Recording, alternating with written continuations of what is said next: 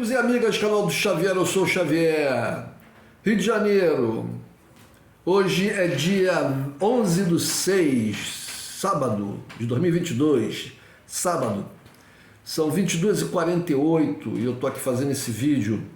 Tá fazendo um friozinho aqui no Rio de Janeiro, que para carioca é um friozão, né?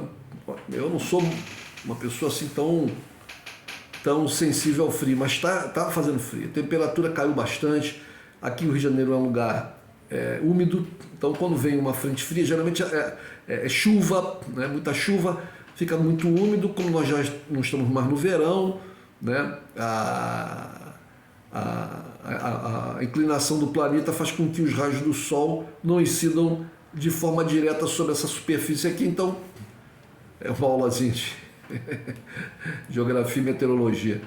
Então, qualquer tempo fechado, sem sol e com chuva, a temperatura cai. E é o que está acontecendo no Rio de Janeiro nesses dias.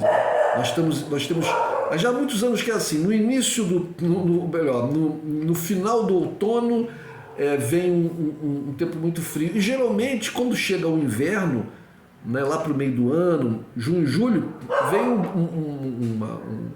uma manifestação meteorológica chamada de veranico, que é um período quente no meio do inverno. Uma coisa assim, um turista que chega aqui no Rio de Janeiro nesse período não vai entender nada. Mas isso aqui que é o inverno de vocês, com sol e muito calor. Mas já há muitos anos, pelo menos desde que eu me lembre, que tem acontecido isso, uma espécie de uma antecipação das estações, né? O verão acontece um mês antes, muitas vezes em dezembro, no final de novembro, dezembro faz um calor absurdo, e em janeiro, que é o primeiro mês do verão, chove muito e a temperatura até não é tão forte assim. Aí depois nós vamos ter um aumento de temperatura de novo lá para fevereiro, março, né? Então uma coisa acontece com o inverno, nós estamos tendo um inverno no final de outono. Aí quando chega no inverno mesmo tem um período quente, depois lá para o final do inverno tem de novo um período frio. É o clima aqui no Rio de Janeiro. Bom, mas dito isso, o que eu vim falar hoje não é sobre meteorologia, não é sobre clima, é sobre a questão nevrálgica no mundo hoje, né? Das relações de poder no mundo, da geopolítica mundial, né? A questão da economia também envolvida, que é a guerra na Ucrânia. Para muitos estudiosos, muitos especialistas, muitos cientistas, políticos que se debruçam sobre a questão da política internacional, seja lá desse jogo de poder mundial, a guerra na Ucrânia é um divisor de águas, né? Um marco da transferência do polo de poder do Ocidente para o Oriente, né? Ou seja, saindo dos Estados Unidos, desse eixo Washington-Londres, que mantém a Europa subjugada, né, para um eixo que seria Moscou, China, né, incluindo talvez a Índia também, um pouquinho mais um pouco para frente, né, mas a Índia é uma potência com mais de 1 bilhão de habitantes e crescendo também muito, né? Então ficaria o eixo, a princípio, Moscou-Pequim e posteriormente Nova Delhi. E também os outros países da Ásia, porque outros países que se desenvolvem muito, né? Nós temos o Japão. O Japão é uma colônia americana, né? País ocupado militarmente pelos Estados Unidos, mas fica ali na fronteira, colado com a China. E na verdade os japoneses são parentes, né, dos chineses. Pelo que eu sei da história, lá atrás, há muitos e muitos séculos atrás, foi uma migração de povos chineses que deram origem aos povos que hoje nós chamamos de japoneses. Isso muito lá atrás, né? Tanto, por exemplo, que a escrita japonesa, a língua japonesa é diferente da língua chinesa, obviamente, mas a escrita japonesa é a escrita chinesa adaptada à língua japonesa. A China, durante muito tempo, foi o polo cultural, econômico, etc., daquela região, e o Japão era influenciado por isso. Mas, como uma ilha muito fechada, muito voltada para si próprio, mas o na modernidade, na contemporaneidade, o Japão é ocupado pelos norte-americanos, militarmente, economicamente, né, atrelado à economia americana, se põe numa posição de antagonista da China. Bom, são as coisas que acontecem no mundo. Mas vamos lá, gente. Então, foram contando narrativas, aí foram colocando pra gente aí na mídia em geral uma série de historinhas que não condiziam com a realidade dos fatos, né?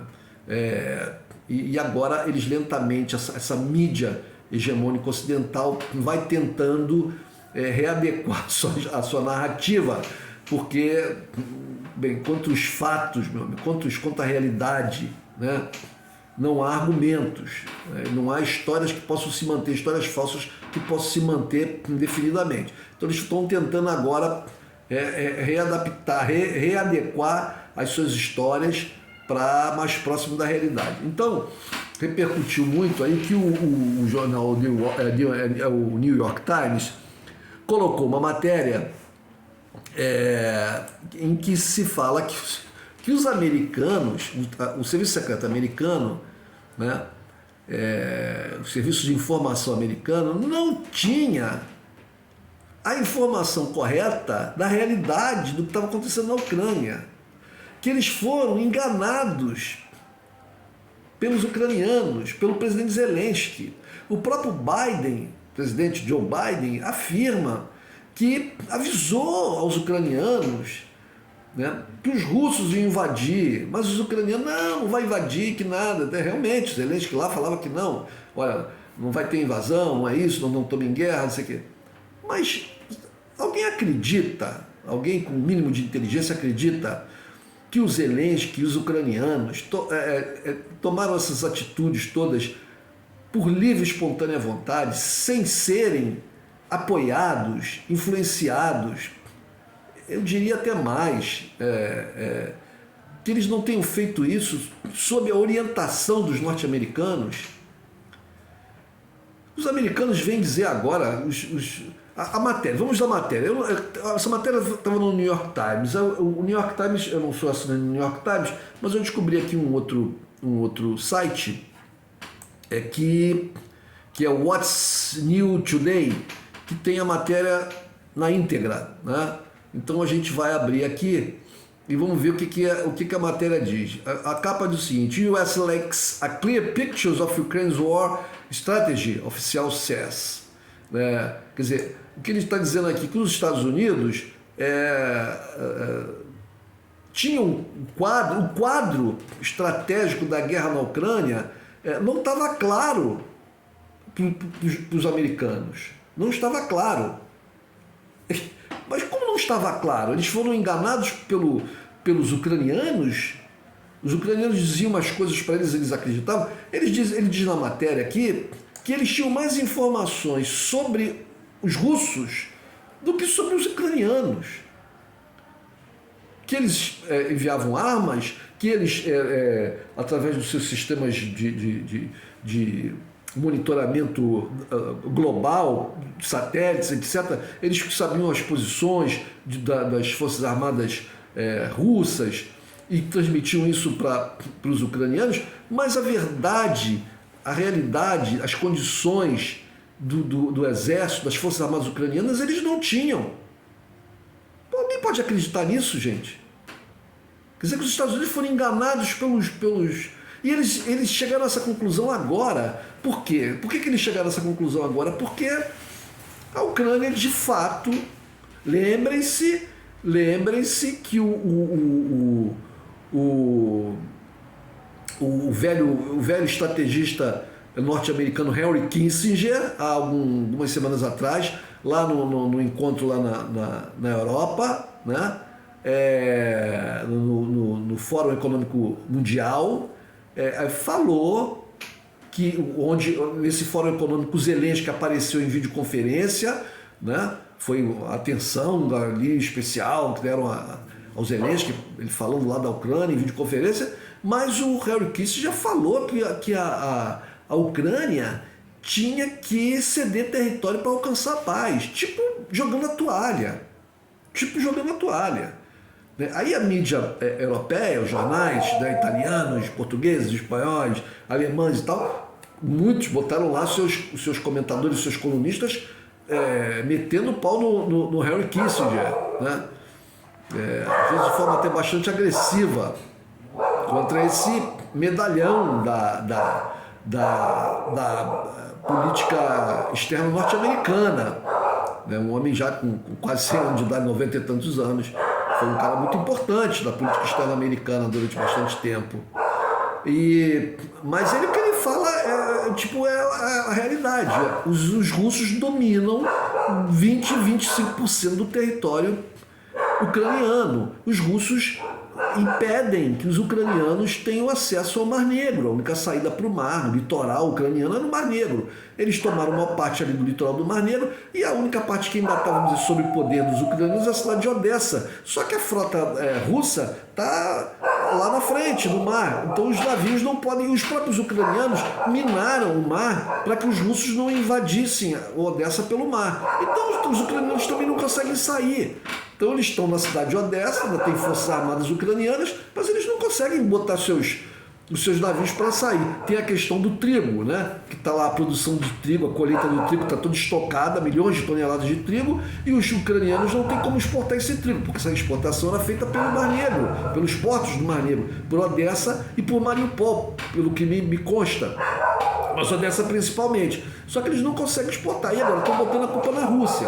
Aí eu fiz aqui uma pequena investigação sobre a questão do trigo no mundo, né? E vi, por exemplo, que a Ucrânia, ela não é o maior produtor de trigo no mundo, mas ela é o maior produtor de trigo na Europa. E ela tem, mas a Europa consome a maior parte. A Europa, no seu conjunto, é um dos maiores produtores de trigo do mundo, mas ela consome a maior parte do seu trigo. E o trigo que sobra para exportação é justamente a quantidade da produção ucraniana, ou seja, a produção ucraniana de trigo é que era exportada para o mundo. O outro grande produtor de trigo, maior do que a Ucrânia ainda, é a Rússia, mas a Rússia está limitada pelas sanções. Então o que acontece? Por exemplo, a China é o maior produtor de trigo do mundo, mas ela consome o trigo praticamente todo que ela produz. Ela praticamente não exporta. Os Estados Unidos também é um grande produtor de trigo, mas também consome. Os grandes exportadores eram a Rússia, né, e a Ucrânia, mas esses dois estão impedidos de exportar. Então, se dois principais exportadores do mundo estão impedidos de exportar trigo, o preço do trigo no mundo dispara. E o trigo é fundamental, porque entra em quase todos os alimentos aí que se consomem no mundo, né? Então, isso causa inflação. E o próprio país produtor de trigo, que consegue abastecer seu mercado interno, fica com um problema. Porque como o mercado internacional, o preço do trigo está lá em cima, os governos são obrigados a obrigar os seus produtores a não venderem o trigo para o exterior para garantir o abastecimento interno. Isso causa um tremendo desconforto junto aos seus agricultores, porque é aquela questão do comércio, né? Se eu tenho aqui um produto que eu produzo, e ele é vendido lá no mercado externo a X, mas eu sou obrigado a vender aqui no mercado interno a meio X, isso vai me desagradar muito, né? Tendo em vista até em muitos países, às vezes a condição dos agricultores não é lá muito boa, ou está passando por uma situação difícil, seria uma oportunidade desses agricultores, né, encontrarem um alívio, mas não, aí os governos vêm e obrigam, por causa da falta de trigo no mundo. Então os governos o Ocidente fica tentando botar a culpa na Rússia. A Rússia fala, olha, é só vocês pararem com as sanções. Parem com as sanções contra nós vamos colocar o nosso trigo para o mercado mundial e acabou o problema. Acabou o problema, mas eles querem que os russos permitam que os ucranianos exportem o seu trigo. Peguem o dinheiro dessa venda de trigo e comprem armas para lutar contra os russos. Olha, isso é completamente sem sentido. Isso é completamente sem sentido. Eles querem que os outros façam aquilo que eles não fariam jamais. Completamente sem sentido. Fora a questão do trigo, tem a questão do petróleo, né? A Europa fez uma coisa assim absurda. Eu venho afirmando isso aqui há meses, desde o início da guerra. A Europa, até antes, quando ainda estava no ameaço lá da coisa, né? A Europa não é refém do petróleo russo. Por que do gás russo, melhor dizendo, porque o gás russo era oferecido na quantidade necessitada pela Europa, né, com uma regularidade, né, no presente e garantia dessa regularidade no futuro e com preço baixo. Isso é fundamental. É como um alimento. Petróleo é como um alimento. Você precisa ter comida, né? Você precisa ter comida para hoje na quantidade que você necessita comer. E você precisa ter garantia de que você vai ter comida amanhã, depois. E essa comida tem que vir num preço acessível para você. Quanto mais baixo, melhor. Claro que a comida tem que ser de qualidade, obviamente. Mas se você recebe comida de qualidade, garantida para você se alimentar hoje e no futuro, previsível, num futuro de longo prazo, né? Para você não ter que ficar preocupado em saber o que você vai comer amanhã. E se além de tudo o preço é em conta, é barato, é o melhor negócio do mundo. E era isso que estava sendo garantido com o Nord Stream 1, o gasoduto primeiro, construído em acordo na época do governo da Merkel, com os russos, e o Nord Stream 2, que viria aumentar mais o fornecimento ainda. Mas aí eles falaram, não vamos, a Rússia é maldita, não podemos comprar, estamos dependentes, temos que acabar com essa dependência. Mas aí eles não vão, como uma pessoa que não pode deixar de comer, a Europa não pode deixar de ter gás, precisa de energia. A Alemanha, a França, a Itália, todas as áreas industriais precisam de gás. Então eles vão fazer o quê? Vão comprar gás no lugar mais... vai vender mais caro. Porque não vem por gasoduto. Os gasodutos que podem vir, é futuro, vão ter que construir, é uma coisa que leva muito tempo, que tem que se investir bilhões, né? E eles ficam delirando, então vão comprar gás que venha do navios norte-americanos, um preço altíssimo, e sem uma garantia de regularidade. Sem uma garantia de regularidade e sem uma garantia de ter um fornecimento da quantidade necessária, o que vai causar uma tremenda instabilidade. Bom, aí o que acontece? Por que os americanos... Porque essa matéria do New York Times, onde aparece lá o oficial da inteligência falando, colocando a culpa no Zelensky, porque o Biden já tinha falado isso, o presidente americano, o que causou maior desconforto da Ucrânia lá, o Zelensky já se pronunciou a respeito, retrucando o que o Biden teria falado. É aquela história, no time quando está ganhando, todo mundo é amigo. Quando o time perde, começa a brigar um com o outro. Então, as reportagens, eu li, fiz um vídeo anteontem, uma matéria na RTP, Rádio Televisão Portuguesa, a repórter lá na Ucrânia. Estão morrendo, ela reporta o seguinte, estão morrendo entre 100 e 200 soldados ucranianos por dia lá na fronte, né? Os ucranianos já estão dizendo que não tem munição, está faltando munição da sua artilharia para combater os russos, né? A derrota que eles tiveram em Mariupol com a prisão dos caras do batalhão Azov foi uma coisa muito chocante para eles. A matéria também reportava que está havendo muitas deserções, porque como a derrota é cada vez mais flagrante, né, e os soldados ucranianos estão desertando e passando para o lado russo, estão desertando e se entregando às forças russas, porque se desertar e correr para trás da linha de combate em direção à Ucrânia, né, vai ter pelotão de fuzilamento, talvez, porque tem uma linha na Ucrânia lá, inclusive que os homens não podiam sair da Ucrânia, não podiam fugir, não podiam abandonar o país, tinham que ficar lutando, homens abaixo de 60 anos, sei lá. Então, a situação está muito difícil, né? Os russos estão avançando cada vez mais e eles vão ter que fazer um acordo. E agora estão começando a roer a corda, né? A questão do petróleo está fazendo com que... Aí eu vejo uma matéria no jornal português falando que já estão assim, tipo avisando, olha, uma parcela grande da população vai ter dificuldade de pagar os aluguéis, de pagar as prestações dos imóveis comprados em Portugal, que é um país bem distante da guerra lá na Ucrânia. A distância é bem grande. É como se fosse, sei lá, tá aqui do Rio de Janeiro para o Piauí, né? É uma distância grande. Mas a economia está sendo afetada. Imaginem se está sendo afetada em Portugal, imaginem na Polônia. que está lá com o número de milhões de refugiados ucranianos. Esses milhões de refugiados ucranianos são, na maioria, mulheres e crianças. Gente que precisa de muito amparo. Né? A Polônia não é um país rico, não é um país que tem emprego pra caramba, então já tem um problema lá. Tem um problema. Se em Portugal, volta a Portugal de novo, já aconteceram uma série de problemas, inclusive mulheres que foram exploradas por homens ou por empregadores, já teve alguns problemas. Imagina nesses países que, como Polônia, primeiro recebem de braços abertos, mas quando a quantidade começa a ficar muito grande, começa a ter os atritos. Porque o ucraniano vai disputar o mesmo emprego com o polonês, vai disputar o mesmo emprego com o tcheco, né? Vai disputar o mesmo emprego com o moldavo, para onde eles foram.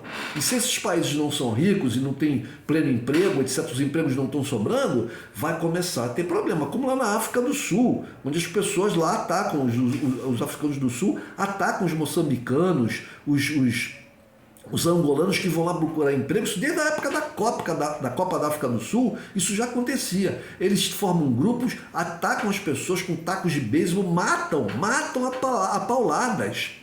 Ameaçam e matam. Quer dizer, se isso acontecer na África do Sul, a Europa não é diferente. Não é porque são brancos europeus que são diferentes, o ser humano é tudo igual. Né? Quando estão na miséria, aí que a gente vê quem são seres humanos. Então a questão é essa, gente. A questão é essa. O cenário futuro é um cenário muito ruim. O que os europeus americanos podem fazer? Bom, o que eles poderiam fazer para resolver esse problema era falar para o Zelensky, joga uma toalha, né, pede arrego, entrega parte do território, negocia paz mesmo, para a guerra, para de atacar, recolhe suas tropas, né, e aceita o que os russos querem. O que os russos querem? Autonomia de Donetsk e Luhansk, a Crimeia para os russos e um acordo firmado de que a Ucrânia não vai entrar na OTAN. Só que isso eram as demandas dos russos lá antes da guerra. Agora talvez não seja mais. Porque agora os russos... não, para que a gente vai entregar? Agora que a gente está ganhando, vocês vão querer... Não, agora não. Agora que a gente já perdeu soldados, já morreram até generais, que a gente já gastou uma fortuna aqui, né? Já perdemos tanques, já perdemos... Né? Perdemos até navios, os russos perderam um navio importantíssimo da sua marinha. Agora vai ser assim? Vocês falam agora, não, parou, para com tudo. Não. Então os russos estão fazendo o quê? Estão transferindo o trigo para a Rússia, o trigo da Ucrânia, né? Estão transferindo o trigo lá para a Rússia, né? Para que eles não consigam escapar com esse trigo como eles estão tentando fazer, porque estão desesperados os europeus, tentando encontrar uma rota de saída. Só que é muito difícil, porque teria que ir por trem ou por... Essas rotas não existem, elas não existem, eles teriam que criar uma rota, seria muito mais cara, teria que atravessar uma parte de território, de terra muito grande até chegar num porto na Europa. Volto a dizer, a produção de trigo da Ucrânia, ela estava toda já estabelecida para ser escoada ali pelos portos do sul da Ucrânia, os portos do Mar Negro. Com esses portos travados, eles não têm uma outra rota, teriam que inventar uma rota, né? E as negociações, a pressão, os franceses, os alemães, eles ligam para o Putin e tal, as negociações lá com os turcos. A Turquia, como sempre, fazendo um jogo duplo ali, né?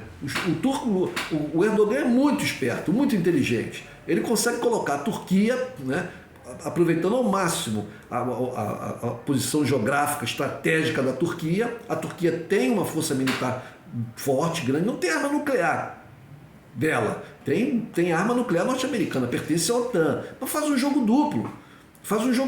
A Turquia, por exemplo, não aceitou, como queriam, estavam pressionando, que ela impedisse os navios russos de entrar no Mar Negro, porque ela controla ali a entrada, né? Mas ela não aceitou porque tem uma convenção internacional que os navios poderiam voltar para o seu ponto de origem, né? Como tem a base da Crimeia ali, a base naval russa, eles alegaram, não, eles estão voltando para o seu ponto de origem, a gente não vai impedir, né? Agora a Turquia impede a entrada da Suécia e da Noruega, né, na OTAN, alegando as questões lá do apoio desses países aos curdos, né? E isso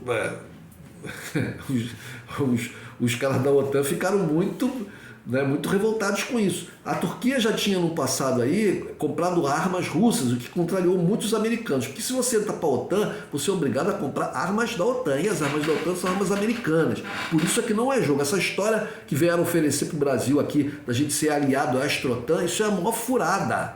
Porque a gente vai ficar amarrado no esquema militar norte-americano. Né? Esse esquema militar norte-americano, junto com essa economia, esse capitalismo de finanças, não o capitalismo real de produção, isso está indo para o ralo. Né? O capitalismo industrial está lá na China. Está lá na China. Né? Então, entrar para a OTAN, e aí eu falo para os portugueses, os europeus em geral, amarraram o seu bode numa árvore que está tombando. O poderio norte-americano está tombando. Gente, é isso. Se for ficar por aqui, faço um outro vídeo que já está ficando muito longo. Tá bem? Não esqueçam, se inscrevam no canal, deem um like, ok? Compartilhem. Obrigado. Tchau, gente.